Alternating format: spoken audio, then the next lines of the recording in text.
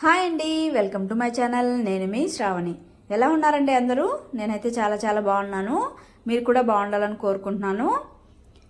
ఇవాళ నేను మిల్క్ పౌడర్తో బర్ఫీ ఎలా చేసుకోవాలో చూపించబోతున్నానండి.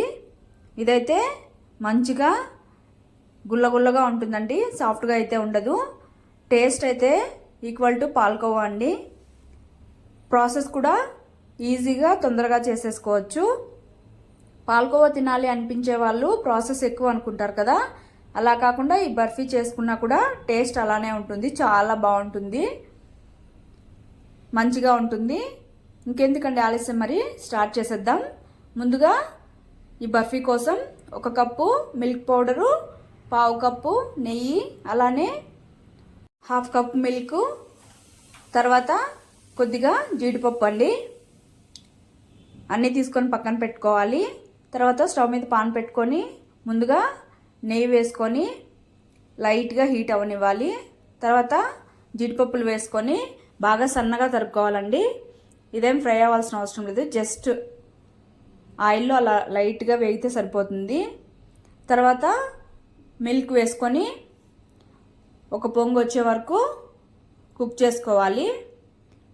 ఇలా కుక్ అయిన తర్వాత ఇందులోకి మిల్క్ పౌడర్ వేసుకొని మిక్స్ చేసుకుంటూనే ఉండాలండి.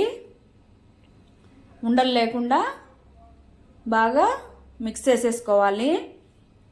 ఇక్కడ కాసేపు ఓపికగా మిక్స్ చేసుకుంటూ ఉన్నామంటే మంచి టేస్టీ బర్ఫీ అయితే తినొచ్చు. ఆ తినడానికైనా ఓపికగా చేసుకుంటే సరిపోతుందండి. చూడండి, ఈ కన్సిస్టెన్సీ ఇలా వచ్చినప్పుడు మంటను సిమ్లో పెట్టుకొని కలుపుతూ ఉండాలి మధ్య మధ్యలో, లేదంటే అడుగంటి ఈ బర్ఫీ అనేది టేస్ట్ ఉండదు. తర్వాత ఈ కన్సిస్టెన్సీ వచ్చినప్పుడు కొద్దిగా ఇలాచీ పౌడర్ వేసుకొని ఒకసారి బాగా మిక్స్ చేసేసుకోవాలి. చూడండి, థిక్గా అయింది. ఇదైతే సాఫ్ట్గా ఉండదండి, గుల్లగుల్లగా ఉంటుంది. తర్వాత ఇందులోకి 1 కప్పు మిల్క్ పౌడర్ తీసుకున్నాం కదండి, నేను 1/2 కప్పు షుగర్ వేసుకుంటున్నాను. షుగర్ అయితే సరిపోతుందండి కన్సిస్టెన్సీ. ఇంకా తక్కువ తినే వాళ్ళైతే 1/2 కప్పు వేసుకున్నా సరిపోతుంది. వేసుకున్న తర్వాత ఒకసారి బాగా మిక్స్ చేసేసుకొని మంటలు మీడియం ఫ్లేమ్లో పెట్టుకొని ఇలాగా లైట్గా బ్రౌన్ కలర్ వచ్చే వరకు కుక్ చేసుకొని స్టవ్ ఆపేసి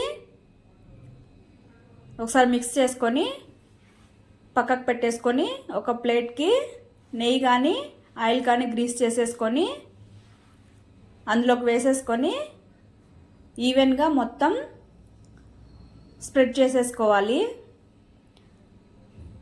వేడి మీదనే వేసేసుకోవాలండి, చల్లారాక కొద్దిగా గట్టి పడుతుంది. స్ప్రెడ్ చేసుకున్న తర్వాత పైన మీకు ఇష్టం వచ్చిన డ్రై ఫ్రూట్స్ వేసేసుకొని 20 మినిట్స్ అలాగ రెస్ట్ వదిలేసిన తర్వాత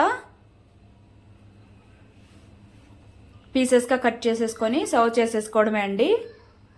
ఇంతే అండి, ఈజీగా మిల్క్ పౌడర్తో అయితే బర్ఫీ రెడీ అయిపోయింది. మీరు అయితే తప్పకుండా ట్రై చేయండి. ప్రాసెస్ కూడా ఈజీగా ఉంటుంది, తొందరగా అయిపోతుంది, టేస్టీగా కూడా ఉంటుంది.